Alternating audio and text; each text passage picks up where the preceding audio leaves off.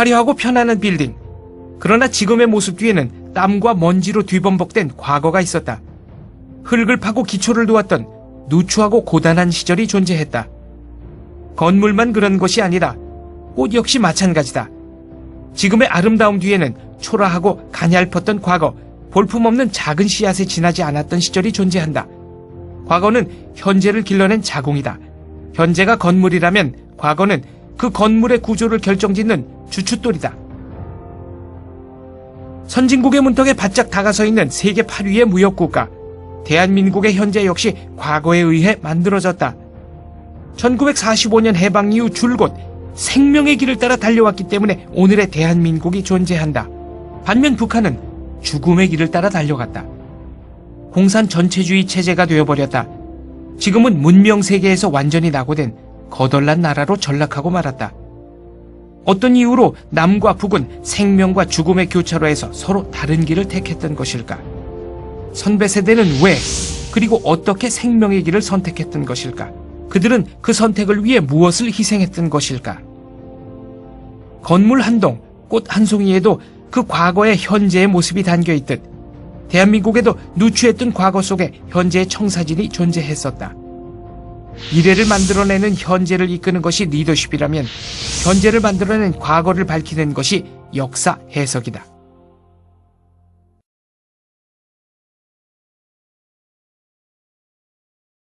그런데 대한민국은 친일파가 만들었을 뿐 아니라 줄곧 친일파들이 다스려왔다고 주장하는 역사 동영상물이 나왔다. 민족문제연구소가 만든 100년 전쟁이 그것이다. 친일파에 대한 전쟁이 100년 동안 이어져 왔다는 뜻을 가진 100년 전쟁. 제목부터 으스스하다. 100년 전쟁은 대한민국을 친일파의 나라로 그려내기 위해 건국 대통령 이승만부터 공격한다. 뿌리부터 썩었다는 식의 주장이다. 100년 전쟁에 따르면 이승만은 친일파일 뿐 아니라 하와이 갱단 두목이란다. 그들의 주장에는 과연 먼지 한 톨만큼의 진실이라도 존재하는 것일까? 100년 전쟁이 이승만을 친일파로 몰아세우기 위해 사용하고 있는 12가지 근거, 하나하나 지금부터 살펴보기로 하자.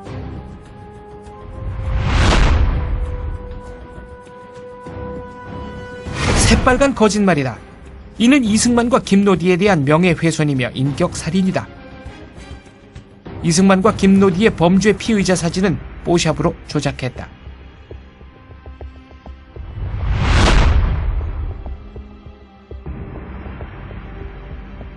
역시 새빨간 거짓말이다. 이승만의 헌신과 노력으로 최고급의 8년제 남녀공학 기숙학교 한인기독학원이 탄생했다.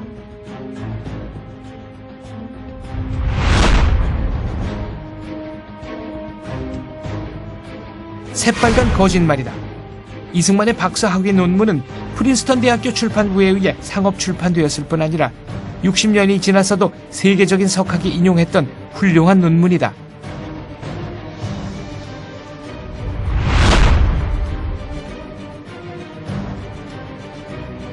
새빨간 거짓말이다. 손가락 살점이 뜯기고 뼈가 드러날 정도로 고문을 받았다. 심지어 7개월 동안 손발이 묶인 상태에서 목에 칼을 쓴 채 지내기도 했다.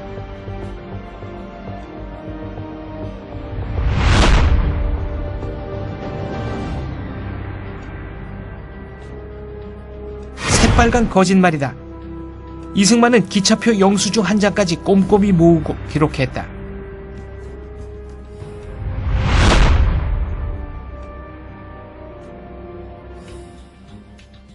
새빨간 거짓말이다. 이승만은 자신이 일본 감옥에 갔었다고 허풍 떨었던 적이 없다.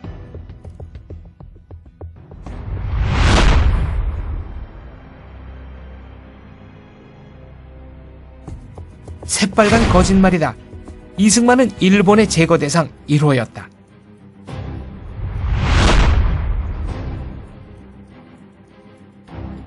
새빨간 거짓말이다. 이승만은 마지막 순간까지 김구와 함께 대한민국을 건국하고자 했다.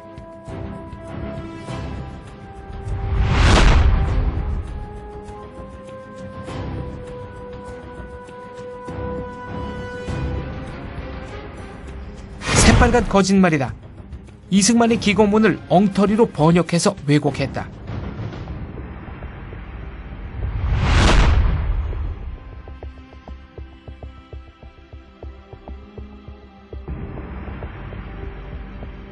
새빨간 거짓말이다. 이승만은 하와이 법정에서 그런 증언을 한 적이 없다.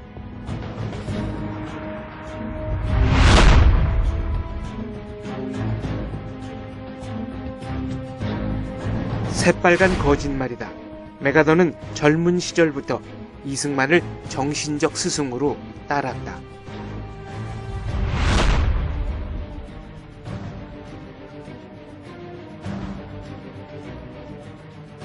지독한 왜곡이다. CIA 보고서를 입맛대로 잘라내어 비틀었다. 백년전쟁이 이승만을 공격하기 위해 내놓은 12가지의 근거. 그중 11가지는 새빨간 거짓말이고 나머지 한 가지마저도 제멋대로 왜곡한 것이다. 이런 저질 동영상이 인터넷에서 무려 200만 조회를 일으키며 우리 기억 속에서 대한민국에 대한 과거를 완전히 뭉개버렸다. 이 같은 동영상이 범람한다면 우리는 차츰 과거도 뿌리도 없는 기괴한 존재로 변해가고 말 것이다. 백년전쟁이 어떤 수법을 사용해서 진실을 왜곡했는지 그 테크닉을 해부해야 하는 까닭이 여기에 있다. 거짓 선동을 꿰뚫어 볼 줄 아는 것, 그것이 바로 당당한 시민의 징표이기 때문이다.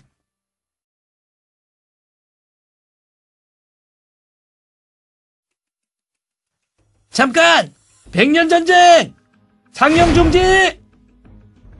이것이 원래 이승만의 사진이다. 백년전쟁은 1930년 하와이에서 찍은 단체 사진에서 이승만을 오려내 범죄자 사진으로 뽀샵했다. 스톱! 백년전쟁! 상영중지! 이것이 원래 김노디의 사진이다. 백년전쟁은 1920년 3월 워싱턴에서 찍은 단체 사진에서 김노디를 오려내 역시 범죄자 사진으로 뽀샵했다. 조국의 독립을 위해 청춘을 바친 교포 여성의 인권과 명예를 짓밟은 것이다. 그런데 어라? 왜 이승만 사진은 1930년 것을 쓰고 김노디 사진은 1920년 것을 썼을까? 그것은 바로 늙은이가 젊은 여자를 농락한다는 이미지를 만들어내기 위해서였다. 1920년의 이승만은 바로 이 인물, 젊고 핸섬했다. 이미지 속의 조작, 백발의 찌푸린 얼굴, 부정적인 이미지를 무의식 속에 심기 위한 고도의 전략. 그래서 그들은 햇살 속에 잔뜩 찌푸린 중늙은이의 사진을 썼던 것이 아닐까? 그렇다면 이승만과 김노디, 도대체 무슨 일이 벌어졌던 것일까? 진실은 이것이다. 1910년대 후반 시카고에서 구타 페리라는 미국 여자가 고용되어 그 지역 미국인들에게 한국을 알리는 사업에 참여한 적이 있다. 그런데 이승만의 노력으로 김노디처럼 영어를 잘하고 고급 교육을 받은 교포 청년들이 속속 등장하기 시작하자 구타펠이 누려왔던 독점적 지위가 흔들리기 시작한다. 그녀는 결국 능력의 한계가 드러났고 이승만은 그녀를 해고했다. 졸지에 직장과 명성을 잃은 구타펠. 그녀는 무서운 복수를 계획하고 실천에 옮긴다. 이승만을 일본으로 추방시켜 고문과 감옥 속에서 죽게 만들기 위한 함정을 판 것이다. 이 계획을 실현하기 위해 시카고 이민국 책임자 해리 랜디스를 구워 삶았다. 구타펠에게 푹 빠진 해리 랜디스는 1920년 여름 다른 도시의 이민국에게 구타펠의 거짓말을 공문으로 만들어 마구 보내기 시작한다. 6월 22일의 공문은 이렇다. 승만리 혹은 이승만이라 불리는 40대 한국인이 있다.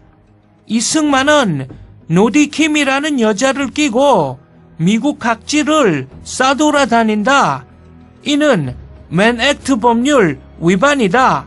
그는 부인과 이혼했다고 거짓말하고 다닌다. 이승만의 부인은 한반도 정신병자 수용시설에 갇혀 있다. 이승만은 럭셔리 호텔에 머물며 백인 미녀들에게 돈을 물쓰듯 뿌리고 다닌다. 미국 각지의 이민국들은 시큰둥한 반응을 보였다. 랜디스는 한층 더 광분했다. 7월 12일 그는 또 한 번 공문을 띄운다. 이번엔 더 센 거짓말이다. 내 정보원에 의하면 이승만은 일본의 간첩이다. 이승만은 미국을 전복시키기 위한 음모를 꾸미고 있다. 이 공문 역시 내용이 너무 황당해서 다른 지역의 이민국들은 아예 반응을 보이지 않았다. 마침내 시카고 이민국의 랜디스는 8월 2일 최후의 승부수를 띄운다. 정보원의 이름을 밝히며 이승만은 빨갱이다 라는 주장을 한 것이다. 내 정보원은 구타펠이다. 이승만과 노리킴은 빨갱이들의 국제혁명 조직 IWW와 연결되어 있다. 샌프란시스코 휴즈 빌딩 419호에 가서 강 박사를 만나면 모든 정보를 들을 수 있다. 샌프란시스코 휴즈 빌딩 419호? 어디서 많이 들어본 주소다. 샌프란시스코 교포신문 신한민보가 바로 휴즈 빌딩 414호에 자리 잡고 있었다. 419호의 옆방이다. 강 박사란 인물은 교포신문에 관계했던 이승만 반대파 인사가 아니었을까? 구타펠은 이승만 반대파와 손을 잡고 이승만을 일본으로 추방시켜 죽여버리려고 했던 것이 아닐까? 시카고 이민국의 해리 랜디스가 국제혁명 조직을 거론하며 정보원 구타펠의 신원을 밝히자 샌프란시스코 이민국은 조사에 나서지 않을 수 없게 됐다. 마침내 1920년 8월 9일 샌프란시스코 이민국은 하와이 지국으로 다음과 같은 명령을 보낸다. 이승만과 김노디를 조사하시오. 만약 해리 랜디스가 제공한 정보들이 사실로 확인된다면 이승만과 김노디의 본토 여행을 막고 그 둘을 일본으로 추방하시오. 하와이 이민지국의 리처드 헬지가 이승만과 김노디를 조사했다. 당연히 피의자 사진 따위는 찍지도 않았다. 8월 27일 헬지는 샌프란시스코 이민국으로 두툼한 조사 보고서를 보낸다. 이 보고서는 다음과 같은 걸로 끝난다. 좀 더 확실한 증거가 제시될 때까지는 제 직무 도리상 이 박사와 김노디 양에게 모든 사람이 마땅히 받아야 할 인간으로서의 예우를 갖춰야 한다고 생각합니다. 왜냐하면 그들의 혐의를 뒷받침할 만한 신빙성 있는 근거가 전혀 없기 때문입니다. 이승만을 일본으로 추방시켜 죽음으로 내모려고 했던 구타펠과 해리 랜디스의 더러운 음모는 이렇게 비참하게 실패했다. 그로부터 90년이 지난 지금 100년 전쟁은 구타펠의 추악한 모함을 고스란히 재현하고 있다.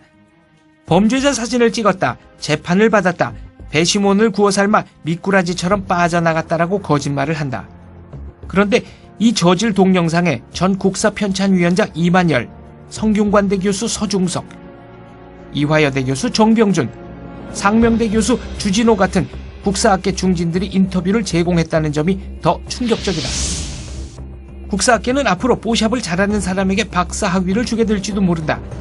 뽀샵을 사용해서 과거를 뭉개버리는 짓을 부추기고 역성드는 국사학자들.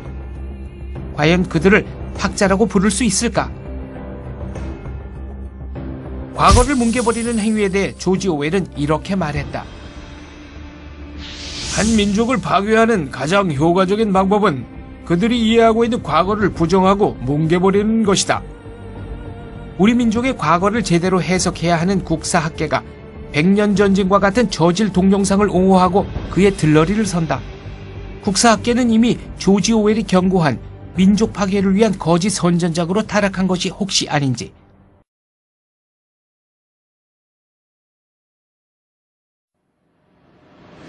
잠깐! 상영 중지! 이승만의 박사 학위가 엉터리라고. 그의 논문을 한 번이라도 읽어봤을까? 그랬다면 저런 엉터리 소리를 하지 못한다. 이승만의 논문은 구글 북스에도 떠있고 무료 학술자료센터 인터넷 아카이브에도 떠있다. 게다가 프린스턴 대학 출판부가 상업 출판을 해서 판매했을 정도로 뛰어난 논문이다. 60년이 지나서도 해당 분야의 세계적 권위자 닐스 오빅이 자신의 책에서 이 논문을 인용했다.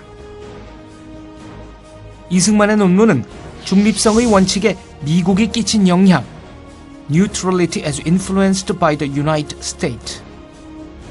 이 논문은 전쟁 상황이라도 중립국의 배와 화물만은 건드리지 않는다라는 원칙이 어떤 과정을 통해 확립되었을까라는 문제를 다룬다. 18세기 말까지만 해도 전쟁이 벌어지면 적국으로 가는 중립국배를 마구 침몰시키고 약탈하는 것이 상식이었다. 이승만은 중세 이래 19세기 말까지의 역사를 정리하면서 이 같은 난폭한 관행의 쐐기를 박는 데 결정적인 역할을 한 것이 바로 미국이었음을 증명한다.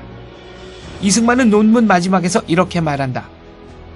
중립성을 인정하는 국제질서 확립에 미국이 끼친 영향은 깊고 크다. 전쟁 중이라도 중립국만큼은 평화스런 무역을 계속할 수 있다. 이렇게 된 데는 미국의 자유 해상무역 정책이 결정적인 역할을 했다. 이 같은 진보는 인류적 차원의 축복이다. 그런데 1910년에 완성된 이 논문은 그로부터 7년 후 제1차 세계대전에 미국이 참전하는 과정을 고스란히 예언한 셈이 되었다. 제1차 세계대전은 1914년에 일어났다. 미국은 3년 동안 중립을 지켰다. 그러나 1917년 초에 독일의 잠수함들이 미국의 상선을 마구 공격하기 시작했다. 미국이 영국에 물자를 판매하고 있다는 이유 때문이었다. 이는 이승만이 논문에서 다룬 중립국의 자유 해상무역 원칙을 정면으로 파괴하는 도발 행위였다. 이 같은 봉변을 당하자 미국은 1917년에 독일과 전쟁을 시작했다. 이승만의 논문은 열강 사이의 전쟁이 어떻게 확대되는지 깊게 통찰했다는 점에서 빼어난 가치가 있다. 이같이 훌륭한 논문임에도 중진 국사학자 주진호는 태연히 박사학위가 엉터리라고 주장한다. 그것도 저질 뽀샵 동영상 100년 전쟁을 통해서 말이다. 100년 전쟁은 국사학자들을 들러리 세우는 것도 부족해서 아예 CIA 문서까지 끌어들여 이승만을 공격한다.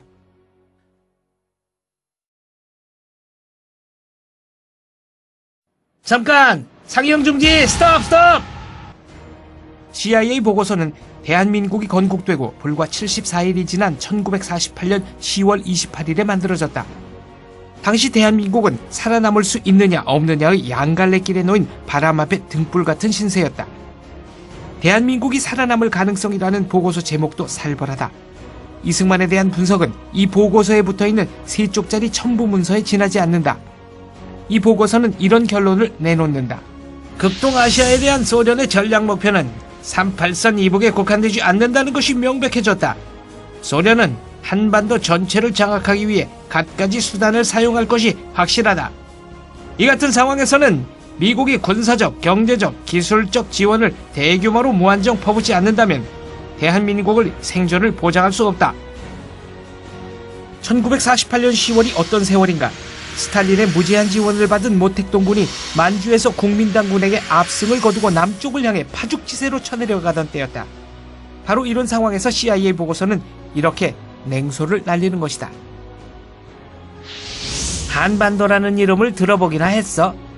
중국에 붙어있는 쥐방울 만한 곳이야. 여기 남쪽에 대한민국이라는 눈꼬만한 나라가 방금 만들어졌어. 그런데 소련은 한반도 전체를 먹고 싶어해. 대한민국을 유지시키려면 우리 미국이 무한정, 무제한으로 끝없이 퍼부어야 돼. 그런데 그럴 각오가 돼 있어? 없으면 얼른 한반도에서 발을 빼는 게 좋아. 대한민국이 생긴 지 불과 74일째 되는 날, CIA는 왜 이런 재수없는 보고서를 만들었을까? 그때 CIA는 1년밖에 안 된 젖먹이 조직이었다. CIA가 제대로 기능하기 시작한 것은 1953년부터다. 그렇다면 1948년 10월에 만들어진 이 보고서에는 누구의 목소리가 담겨져 있던 것일까? 미 국무성의 목소리다. 당시 미 국무성은 공산주의 동조자들과 소련 간첩이 우글대던 곳이었다. 특히 미 국무성 동아시아 책임자 엘저 히스는 나중에 간첩으로 체포되어 유죄 선고를 받았다.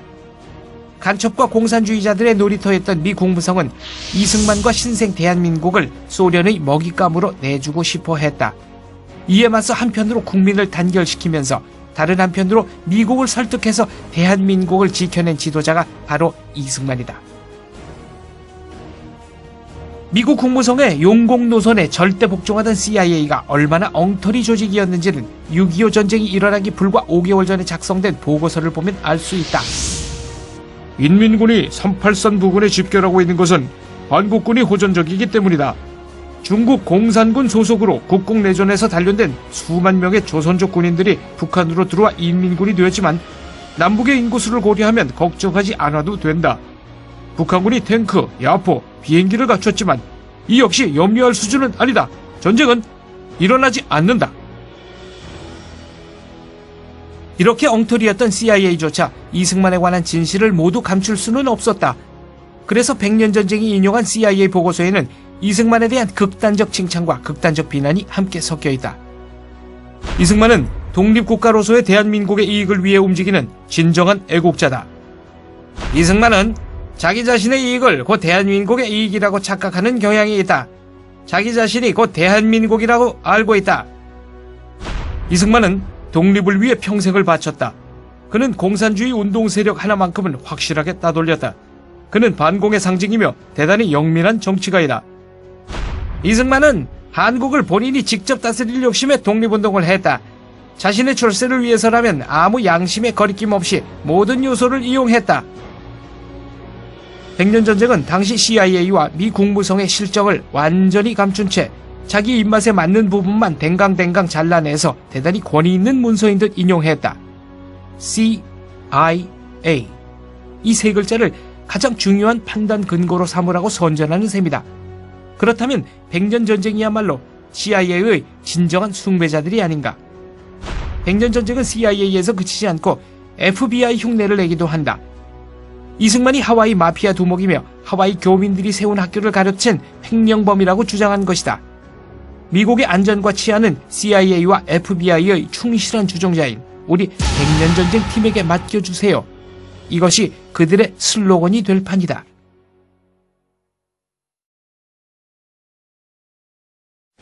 잠깐! 장영 중지! 그만!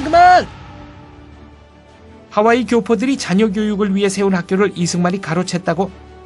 황당한 거짓말이다. 하와이 교민 조직인 국민회는 학교를 세운 적이 없다. 여학교를 짓기 위해 땅을 샀다가 이승만이 1915년에 세운 한인여학원에 그 땅을 기증했다. 한인여학원은 1918년에 남녀공학 기숙학교로 발전했다. 이것이 한인기독학원이다. 또한 국민회는 남학생 기숙사를 짓기 위해 기금을 모았다가 한인기독학원에 그 돈을 기증했다. 한인기독학원은 1923년에 4만 5천 평 부지에 최첨단 시설을 갖춘 기숙사립학교로 발돋움한다. 이승만은 독립운동가일 뿐 아니라 교육운동가였다. 바로 그가 여자는 집에서 소뚜껑이나 운전하면 된다 라는 교민들의 사고방식을 180도 바꿔낸 장본인이다. 교포의 딸들에게 개방적 민족교육을 시키겠다는 것이 그가 학교를 세우게 된 직접적 계기였다. 이승만은 1913년 2월에 하와이로 왔다. 처음에는 감리교회에 부속된 한인중앙학교 교장을 맡았다. 부임 이듬해인 1914년에는 학생 수가 100명을 훌쩍 넘어섰다. 여학생이 수십 명이었다. 그런데 심각한 문제가 발생했다. 감리교회 측이 여학생에게는 민족교육을 시키지 말고 일반 미국인 학교에 보내야 한다고 제동을 걸었던 것이다. 교회 정책에 복종할 것인가, 아니면 교회로부터 독립된 학교를 만들어 그 여학생에게 진취적인 민족교육을 시킬 것인가. 그 갈림길에 이승만의 고민이 있었다.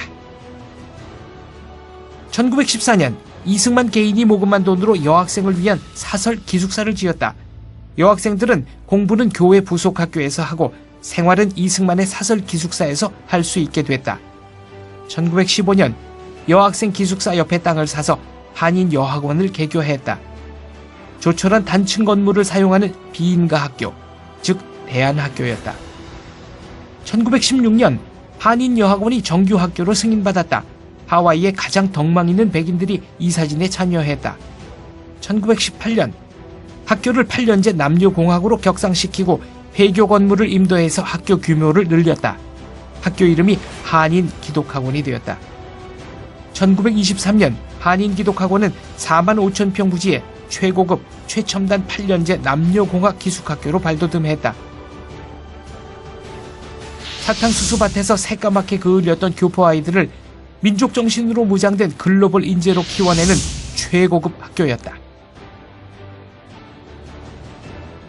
그로부터 30년 후 한인학교에 입학할 교포 자녀가 더 이상 존재하지 않게 되자 학교 이사진은 학교 시설을 매각해서 인하대학교 설립 종자돈으로 기부했다. 인하라는 이름이 바로 인천, 하와이 앞글자를 따서 지은 이름이다. 하와이 교포들이 조국을 떠났을 때 마지막 이별의 눈물을 흘린 땅이 바로 인천이었다. 하와이 주정부는 한인 기독학원이 있던 자리를 기념해서 거리 이름을 쿨라 코리아라고 지었다. 한국학교라는 뜻이다. 지금 그 자리는 초등학교가 되어 있다.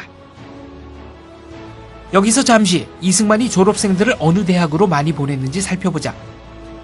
오하이오에 있는 오벌린 대학이다. 이 대학은 진취적인 기풍으로 유명하다. 1835년에 미국 최초로 인종차별을 넘어 흑인 남학생이 입학했고 1837년에 미국 최초로 남녀차별을 넘어 여학생이 입학했다. 이승만이 제자들을 이 학교에 보내기 시작했던 1910년대 하반기는 미국 여성들에게 아직 투표권조차 없던 시절이었다. 대부분의 백인 여성들조차 간신히 초등학교만 마치던 시대다. 그런 상황에서 이승만은 사탕수수밭에서 새카맣게 그을은 여자아이들까지도 미국 최고, 세계 최고 수준의 교육을 받도록 길을 열었다. 그는 그것이 곧 독립의 길이라고 생각했다. 그의 독립은 나라의 독립을 넘어선 사람들의 독립이었다. 세계화된 현대 문명 속에 우뚝 선 개인들로 이루어진 공동체. 바로 이것이 이승만이 꿈꾸었던 독립국가 대한민국이었다.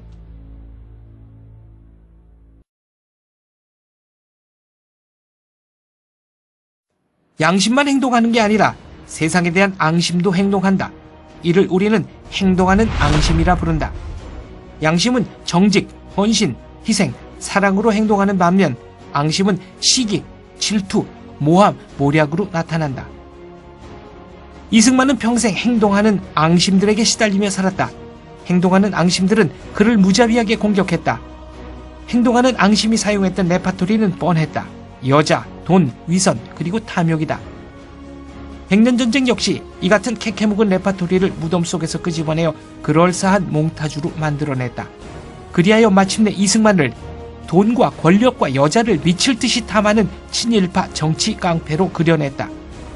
그뿐만이 아니라 전 국사편찬위원장 이만열, 이화여대 정병준, 상명대 주진호, 성균관대 서중석 같은 쟁쟁한 국사학자들이 이 거짓 동영상에 들러리를 섰다. 국사학자들과 백년전쟁은 왜 이승만을 밟아 죽이지 못해 안달인 것일까? 대한민국 그 자체에 대한 앙심 때문이다. 1898년부터 1960년에 이르는 63년의 세월 전체에 이승만의 흔적이 남아있다. 대한민국을 헐뜯기 위해서는 반드시 먼저 이승만을 제거해야 한다. 살아생전 이승만은 대한제국, 일본, 그리고 공산 전체주의자들에 의해 제거 대상 1호로 꼽혔었다. 숨진 지 반세기가 지난 지금 이승만은 대한민국에 대해 앙심을 품고 있는 세력에 의해 여전히 제거 대상 1호로 꼽히고 있는 것이다. 63년의 세월 동안 도대체 무슨 일을 했길래 이토록 적이 많은 것일까? 1898년은 연초부터 입헌군주제 개혁을 요구하는 만민 공동회 집회가 잇따라 열린 해다. 이는 우리 민족 최초의 근대적 시민운동이었다. 이승만은 만민 공동회 집회를 주도한 청년 스타였다. 1904년 러일 전쟁에서 일본은 세계 5대 열강 러시아에게 처참한 패배를 안겨주고 아시아의 맹주가 됐다. 그 이듬해 맺어진 을사늑약에 의해 우리는 사실상의 식민지가 되었다. 고종은 1904년 11월에 미국의 밀사를 파견해서 SOS를 쳤다. 이승만이 바로 그 밀사였다. 1911년 YMCA의 주도 아래 전국 주요 도시마다 수백 명씩 모여 근대 과학과 기술을 익히기 위한 자조정신, 자립정신 운동이 일어났다. 미국 YMCA의 거물 지도자 존 모트, 플래처 브록만과 한국 사회의 지도자 이상재, 윤치호가 울타리를 섰다. 그리고 프린스턴에서 막 박사학위를 따고 귀국한 이승만이 실무 책임을 맡았다. 이 거대한 자조 자립운동은 일제를 크게 놀라게 만들었다. 마침내 일제는 1911년 말에 105인 사건을 일으켜 YMCA와 기독교 지도자들을 고문해서 죽이고 징역에 처했다. 이승만은 일본의 체포를 피해 간신히 미국으로 건너갔다. 1902년부터 한국인들은 하와이 사탕수수밭에서 일하기 위해 미국으로 건너갔다. 1910년대 중반부터 교포 조직이 크게 활성화되었다. 만주 지역의 한인들과 달리 하와이와 미국 본토의 교포들은 자유민주주의 독립운동을 일관되게 지원하기 시작했다. 교포들을 이 방향으로 움직인 사람이 바로 이승만이다. 1919년에 일어난 3.1운동은 세계사적 사건이었다. 폭력과 무장투쟁을 완전히 배제한 평화시위였으며 무기를 들지 마라, 돌을 던지지 마라, 주먹질도 하지 마라는 철저한 비폭력운동이 전국 방방곡곡에서 일사불란하게 전개됐다. 인도의 간디는 3.1운동에서 크게 깨우치는 바가 있어 3년 후인 1922년부터 비폭력 독립운동을 시작했다. 3.1운동이 비폭력 노선을 취하게 된 데는 이승만이 역시 커다란 영향을 끼쳤다. 1919년 3.1운동 직후에 7개의 임시정부가 만들어졌다. 그 가운데 가장 중요한 3개의 임시정부인 한성정부, 상해정부, 노령정부가 1919년 9월 상해에서 하나로 통합되면서 이승만을 초대 대통령으로 뽑았다. 1933년 이승만은 제네바에서 열린 국제연맹회의로 달려가서 일본이 만주동포들에게 얼마나 참혹한 만행을 저지르고 있는지 국제사회 전체에 알렸다. 이 때문에 일본은 망신을 당하고 결국 국제연맹을 탈퇴한다. 1941년 여름 유럽에서 제2차 세계대전이 시작된 지 2년이 지나도록 미국은 여전히 중립 타령만 부르고 있었을 때였다. 바다 건너 무슨 일이 벌어지든 상관없다는 분위기가 팽배했기 때문이다. 이때 이승만은 재팬 인사이드 아웃이라는 영어책을 출간한다. 그는 이 책에서 미국이 원하든 원하지 않든 일본이 도발한다고 정확하게 예언했고 책이 출간된 지 6개월 정도 지난 1941년 12월 이승만의 예언대로 일본이 하와이를 기습 공격했다. 이 책은 날개 돋친 듯 팔려나가면서 미국 사회 전체에 한국이 왜 독립을 해야 하는지 그 필연성을 널리 알렸다. 1948년 5월 10일 유엔의 지도 아래 재헌의회 선거가 치러졌다.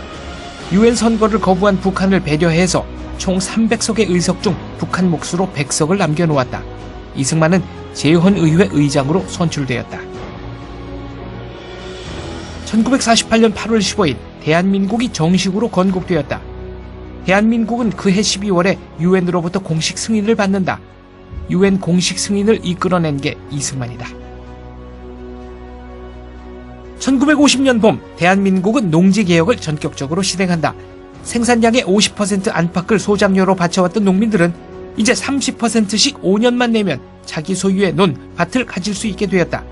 이는 전 세계에서 가장 진취적인 농지개혁으로 손꼽힌다. 이승만이 이 농지개혁을 설계하고 주도한 사람이다. 1950년 6.25 전쟁이 터졌다. 소련의 스탈린과 중국의 모택동은 김일성에게 무제한의 지원을 제공했고 대한민국에서만 80만 명이 죽거나 실종되었던 끔찍한 전쟁이 벌어졌다. 이승만과 메가더가 이 참혹한 전쟁을 승리로 이끈 주인공들이다.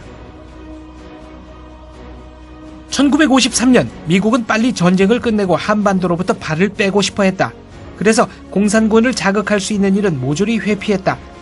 원래 미국의 계획에 의하면 3만 명에 달하는 반공포로 역시 북으로 보내지도록 되어 있었다. 그러나 6월 18일 이승만은 모든 반공포로를 전격 석방한다. 가난하고 초라하기 짝이 없는 대한민국이 미국에 대해 안 되라고 말한 것이다. 이는 자유민주주의 정신의 승리를 상징하는 사건이었다. 1953년 현재 미국이 태평양 지역에서 맺은 양자간 방위조약은 필리핀밖에 없었다.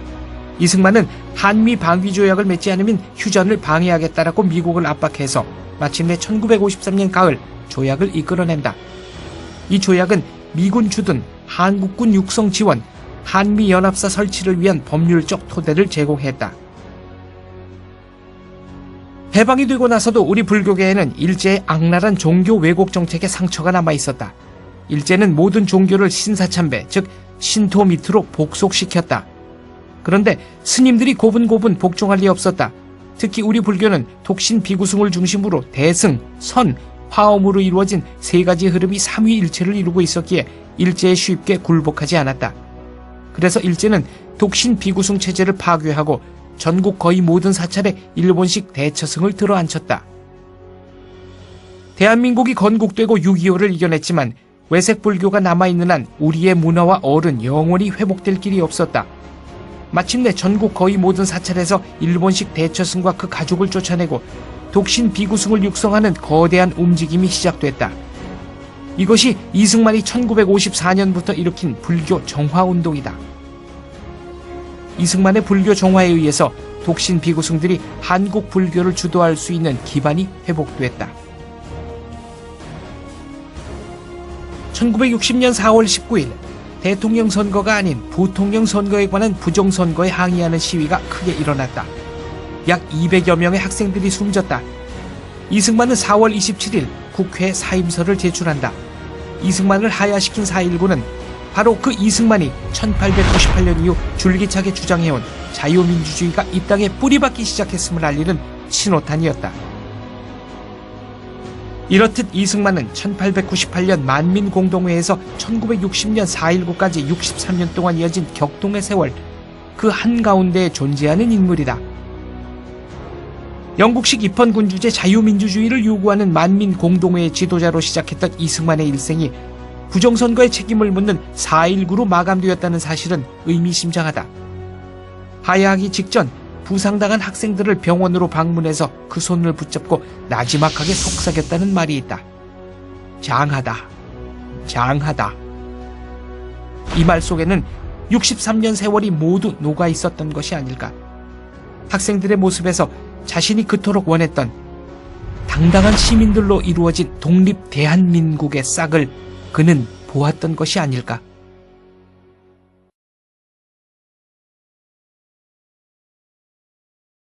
그럼에도 백년전쟁과 국사학자들은 뽀샵, 거짓 혹은 모략으로 이승만을 인격살인한다. 이제 국사학계는 인격살인의 장이 되어버린 것일까? 이승만이 정말 악당이었다면 왜 1919년에 서울, 상해, 블라디보스톡의 임시정부 3개가 힘을 모아 그를 대통령으로 뽑았을까? 왜 해방공간의 우리 국민들은 그를 압도적으로 지지했을까? 심지어 왜 공산당의 두목 박헌영까지도 그를 조선인민공화국의 주석으로 지명했을까? 1965년 이승만이 서거했다. 그의 장례식은 가족장으로 열렸다. 그럼에도 불구하고 서울 시민 전체의 절반가량 되는 인파가 거리로 나와 이승만을 애도했다. 비록 야당의 반대를 의식해서 이승만의 귀국을 막았던 박정희였지만 그가 쓴 조사는 의미심장하다. 당신은 70살이나 된 노구를 이끌고 광복된 조선 땅에 돌아오셔서 좌우 이념 갈등과 미국 소련 사이의 알력을 극복하고 새 나라를 세우셨습니다. 당신이 이루신 무수한 업적 중에는 대한민국의 주권과 국격을 전 세계에 알린 쾌거 중의 쾌거로서 독도를 포함하는 해양 평화선을 선포하고 반공포로를 석방한 일도 포함되어 있습니다. 비록 정권 말기에 간신배 이기붕 일당을 잘못 기용하시어 실각하셨지만 이는 당신 평생의 공적을 가릴 수 있는 일이 결코 아닙니다. 당신은 조국을 위한 어린 양으로 희생되었습니다. 대통령을 맡고 있는 제가 부족하여 당신으로 하여금 조국에서 임종토록 하지 못한 점 용서해 주십시오.